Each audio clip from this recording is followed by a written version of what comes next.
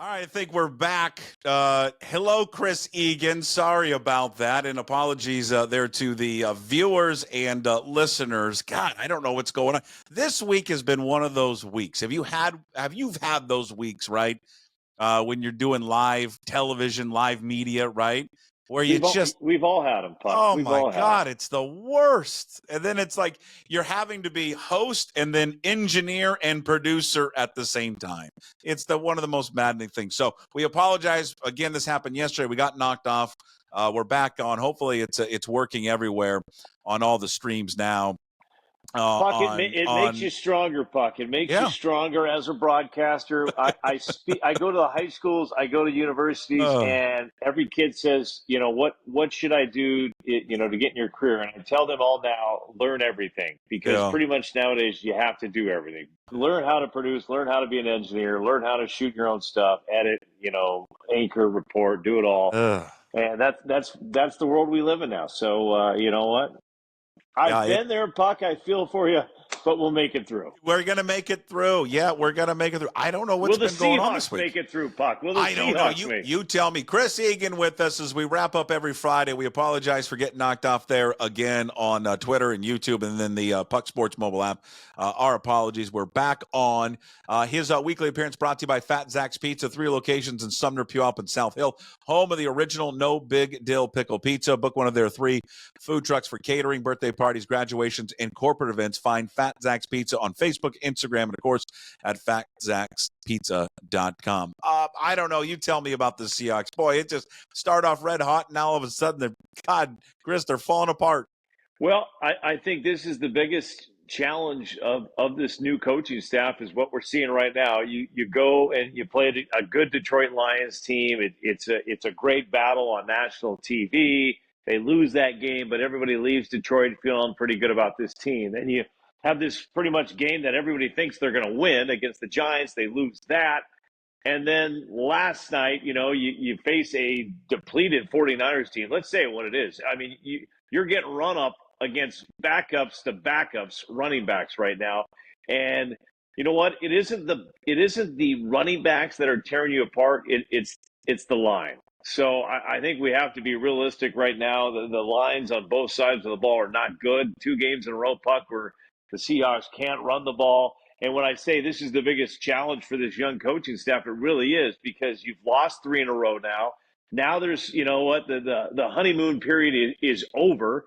Now you've got players like DK Metcalf that are shown on national TV, complaining, not looking very happy. You've got your quarterback taking his Microsoft service and beating it over his head like it's Puckett trying to get this podcast rolling. So there's some issues, and now you've got some time. So you've got some time before the Atlanta game on October 20th in Atlanta. So how does this coaching staff get things back on track? We'll see. It's going to be a great challenge. I don't think you can just fix overnight a run game, Puck. I don't know about you, but it's not like you can all of a sudden just tell your offensive line, you know what, we need to block better. And I keep hearing this. These are easy things we're going to fix. Easy things. Well, you said that 3 games ago. We didn't fix it. So 3 losses in a row.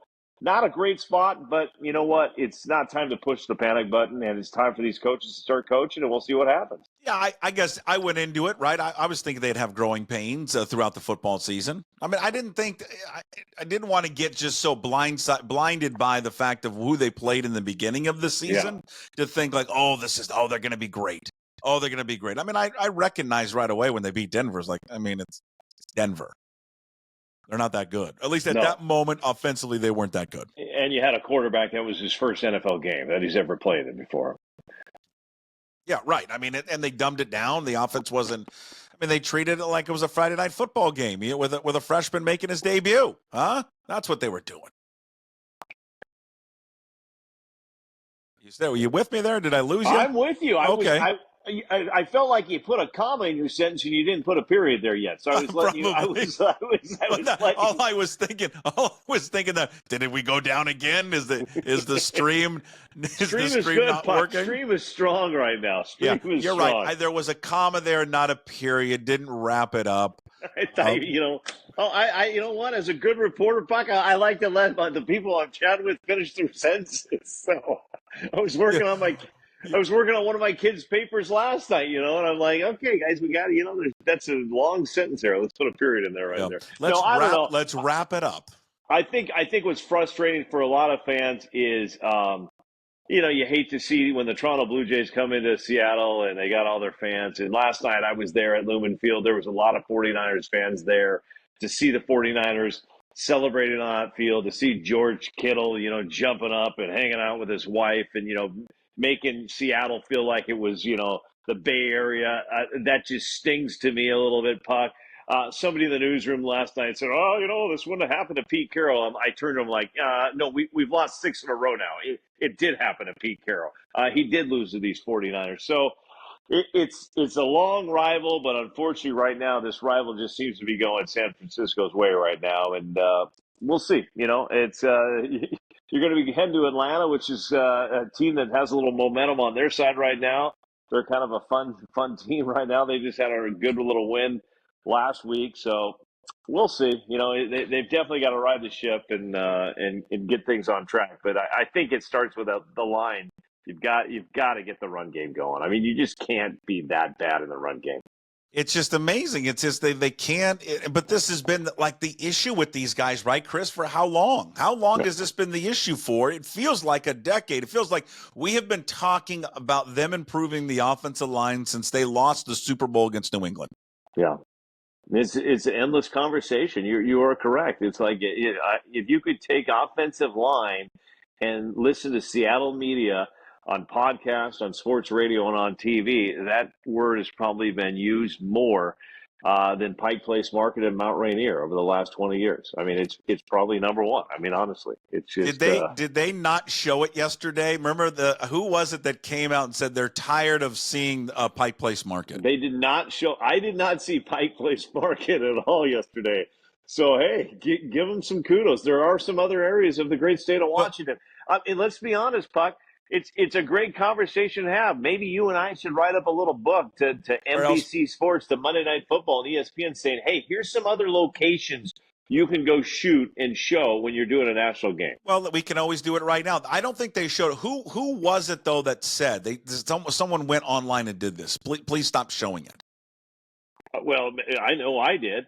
So maybe there was somebody. There was somebody else. There was somebody. There was no offense to us. Somebody bigger than us that was somebody like, please, a little higher. Stop higher showing caliber. it. Yeah. Stop showing it on TV. And I swear since then they haven't showed it because I don't remember it on Sunday. And then I don't remember it yesterday. I don't think they showed them throwing the fish at all. They had the best shot of the day. This is so stupid. This is what we're talking about after they lost, but it's probably more enjoyable. It was they showed the ferry. They had the shot of the ferry going out in the water with the sun down. It was just unbelievable. It's one of the best shots I've ever done. Give me a shot of the ferry. Somebody on there having an Ivar's bread bowl, clam chowder. Give me downtown Buckley with the Buckley Log Show going on. I mean, give me the. I could go all over the state. I mean, give me the rodeo in Ellensburg. Give me a little flavor. Well, they're not going to show that. This is Western Washington. They're not going to show. Let's show the Soap Lake. We're not doing that. Okay, I mean, so you want to keep it more in the PNW. Well, more. Puckett, guess what they will be showing. Guess what they will be showing soon, because it just got announced. In Puck, I know you get sick and tired of me talking about this sport, but it was announced yesterday. Picklewood, I believe is what it's called. Picklewood is coming to the SODO area. 25,000 square foot pickleball facility in SODO. They're bringing pickleball to SODO before an NBA team, Puck. That's what they're doing. They're bringing pickleball to SODO before the NBA gets there. Of course, the NBA is going to go to Climate Pledge. That's coming soon enough. But, Puck, you and I have been talking for 5 years now, and it does not end this sport. They've got a major complex coming into SODO. There's one in Lacey. There's one in Tacoma. There's one in Marysville. There's one going up in the Shoreline area right now. The sport, invented in 1965 in the great state of Washington, just continues to dominate. I put on my LinkedIn Puckett video from the 80s of myself playing. This East Coast marketing sports agency gets the video, and it's hilarious. If you go to their site, I don't know what it is right now, but they've said this. This is absolutely amazing. We found the oldest archived pickleball video we've ever seen in our life. This is from 1984 at a sportscaster in Seattle's home. They're making it sound like I'm 95 years old. That 1984 was so old, but Well, you're close to that. so, hey, what do you think about that? A little SODO pickleball. Ethan Stoll is going to be part of this investment, so they got good food going in there. It's going to be kind of in the Midwest. They have these places called Chicken and Pickles where they've got chicken and you can play pickleball. Yeah. Now you're going to fine dining, a little pickleball down in SODO. So it's an indoor pickleball facility with Ethan Stoll is leading up the restaurant. Yes, exactly. 25,000 square foot down in SODO. So the first word that comes to my mind is probably affordable. Yeah. Well, Puck, it's pickleball. It is affordable. That's why the sport continues to take off. It's no high rent golfing day. It's not. What's affordable anymore, Puck? Can you take a family to go skiing anymore? You got to dip into your 401k if you want to take your family skiing. And I think you're going to have to dip into your 401k to go play pickleball and then go grab some Ethan Stoll food afterwards. Get a side of tater tots. Play 2 hours of pickleball. Get some tater tots. When does this open? Next year. I think a year from now is what they're hoping. So you know what? We could have. A year from now, we could have an NBA team. We could have Picklewood. I mean, it's just Picklewood. The lands. I think it's called Picklewood. It's what it's called. Can't wait till the hobos start trying to break on into Picklewood. Well, you know what? Somebody said this is not fact, but they put a pickleball court in one of the neighborhoods where there were some homeless, and the homeless moved out because the pickleball is so because loud. Of the noise.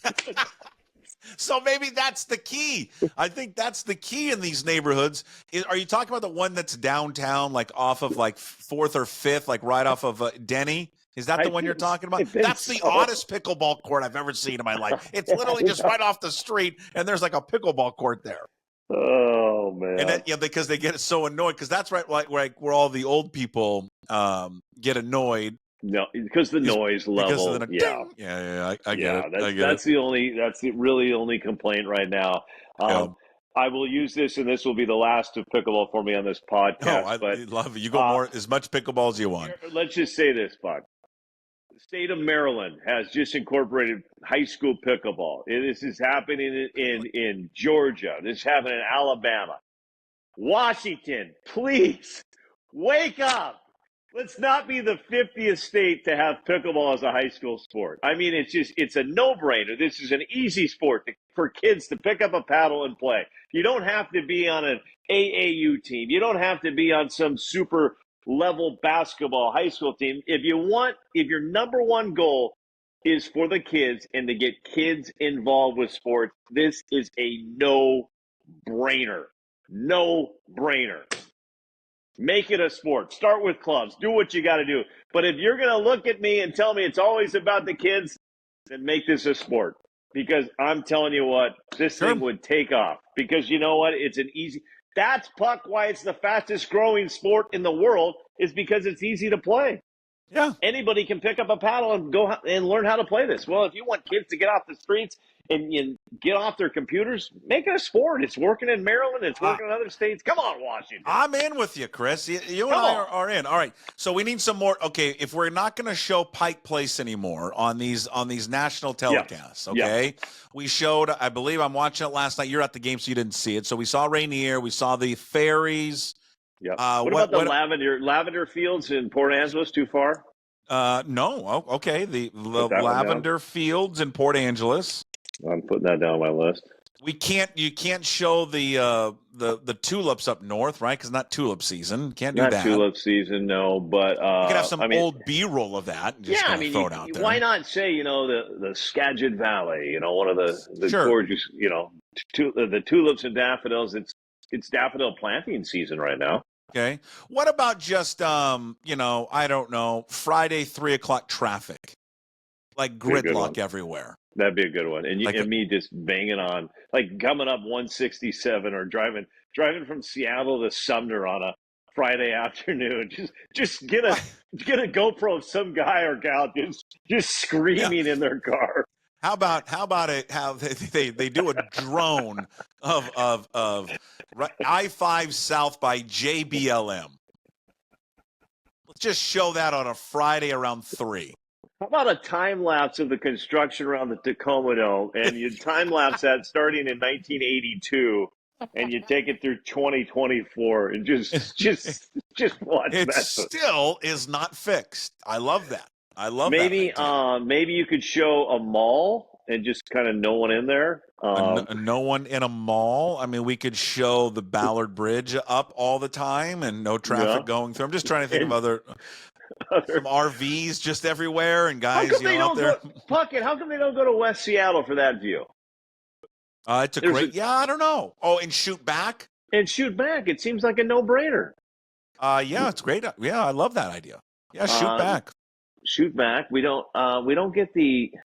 I'm going to be honest with you. I don't think they use the Space Needle enough. It's right there. And you know what? Also, we don't see is the monorail. Yeah. I like the 1 mile stretch of the monorail, which I do love. I do love that. That is my favorite. Why would we use the monorail? Let's show that. Yeah, I'm in. People still ride the monorail. I think tourists do, right? I think it's kind of a tourist. I don't know.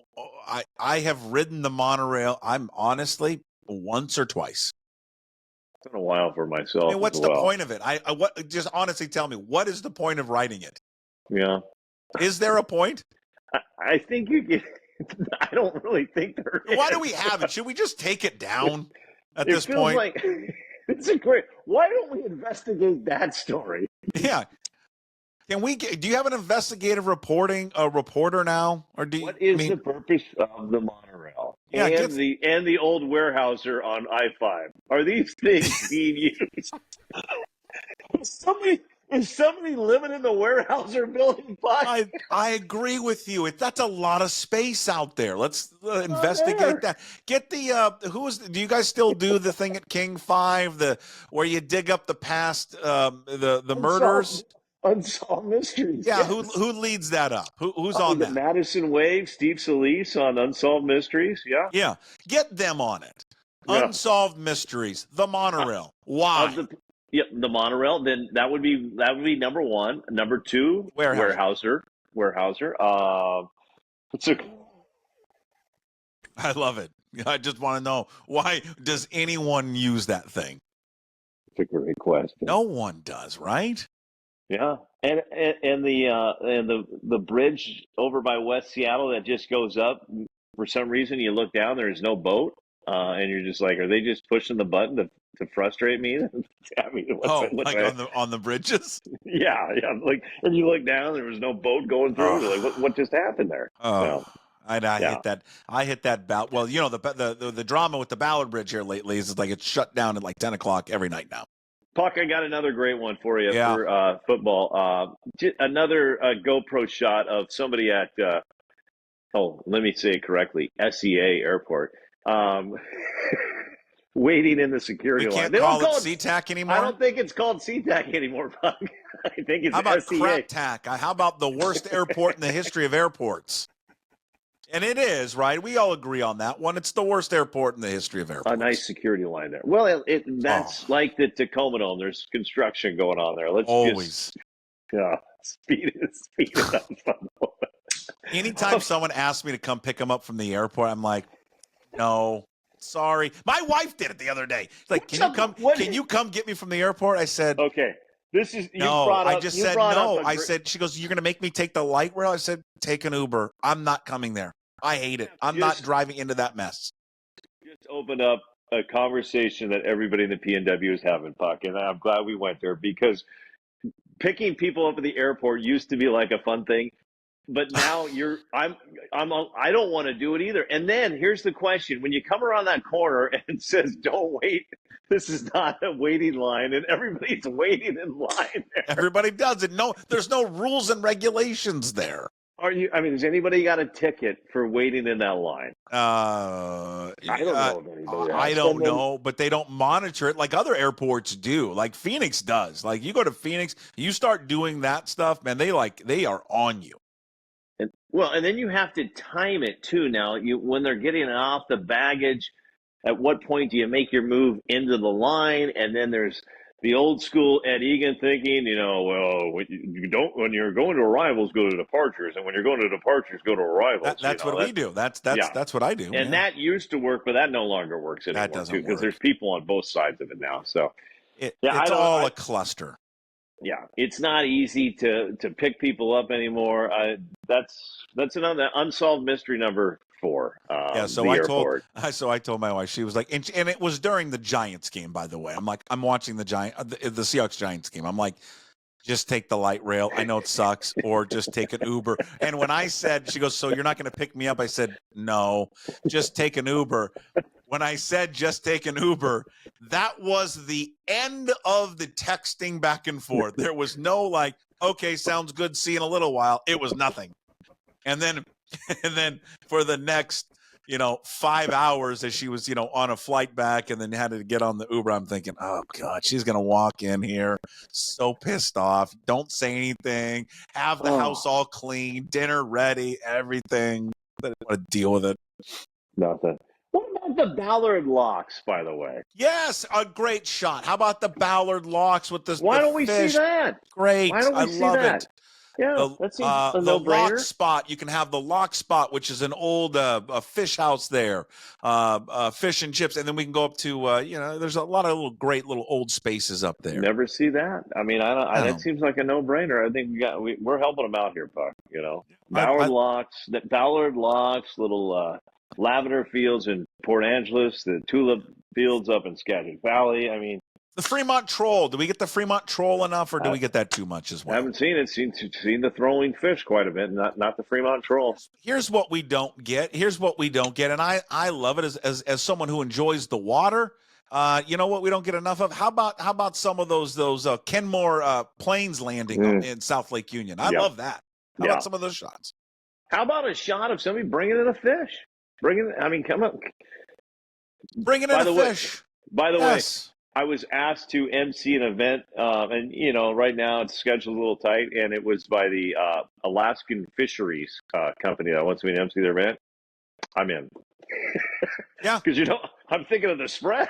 Like, gosh, come on! I do love how you base it all on food. It's great. Yes, I'm in 100%. No, I think we've solved some things, but I think we've opened up some, possible investigations as well too here. So I'm going to talk to Madison and Steve and see if we can get rolling on that. Quickly before we wrap up, my wife, someone on the YouTube chat, we're back rolling now live here. So apologies that we were knocked off there for a second. Asked Adam, great point. Is your wife's suitcase still by the door? The Giants game was 5 days ago. Adam, no, it's not by the door. It's up in the room and still not unpacked. What is up with women not unpacking their suitcases? My wife does the same thing. I don't get it. Is there anything why they don't? Do they just want to be with us still on vacation? Maybe, but that it will stay there for another week. I don't get it. It's the first thing I do when I come home. I unpack the damn thing. Yeah, you want to get unpacked. You want to get your dirty clothes out, and you want to get the backpack, your suitcase up. But right. Your wife and mine both do that. All right, where are you at tonight? Where's the big game of the week? Well, we've got two teams making their big game debut, which is kind of fun, and these are two great programs. Archbishop Murphy, they've won a few state titles over the years. They're 5-0, and they are hosting, I think, one of the best stories in high school football, which we talked about, you and I, last year. Anacortes, who is also 5-0. Anacortes, the defending 2A state champions. Anacortes, the high school that had more people at Husky Stadium than the 4A and 3A schools. Anacortes, the team that was 0-10, like 5 years ago, and then just kind of started rebuilding the program little by little. Anacortes, the team, when they went home from Husky Stadium with a state title, they got there in their buses and the streets were 5 deep on each side with people cheering them on. And so it's just it's a feel-good story. They're trying to repeat a state champs, but they're going to be facing a good test tonight against Archbishop Murphy at their place. So I'm excited. It's going to be fun. And the big game, just kudos to everybody out there. We were at Jackson, and I mentioned last week on the podcast about this dad that was just helping the school, and you get a couple boosters that are willing to volunteer their time and dedicate, to the kids. It's a big deal. And I know Anacortes has that. I know Archbishop Murphy has that. So hopefully we'll have a fun show tonight. So Great. Can't wait to watch it. Chris Egan, he's with us every Friday. Of course, a big game of the week, King 5. Watch all of his reports coming up tonight. Also, king5.com to see all the highlights from that this evening. Chris, you are the very best. You're patient, and I love you to death. I love talking to you every Friday. It's brought to you by Fat Zach's Pizza, 3 locations, Sumner, Puyallup, South Hill, home of the original No Big Deal Pickle Pizza. Book one of their 3 food trucks for catering, birthday parties, graduations, corporate events, fatzachspizza.com. In case you missed this, it will be up on YouTube later to rewatch. Also, you can listen to it Apple, Spotify, wherever you find your podcast, and of course, pucksports.com. Thank you, Puck, sir. Yeah. My wife Puck thought we should end with the perfect couple dance. I don't know if you've seen that show on Netflix. No, I have not. I'm going to watch it. You've got to watch that show. Perfect watch Couple. That show. Let's talk about it next week. Perfect Couple on Netflix. Okay, I'll watch it, and then we'll report back. Love it. See you, Chris. Bye-bye. Chris Egan, King 5 News. Again, follow Chris on Twitter at Chris Egan 5. Catch all of his work at King 5, and, of course, king5.com every Friday with us.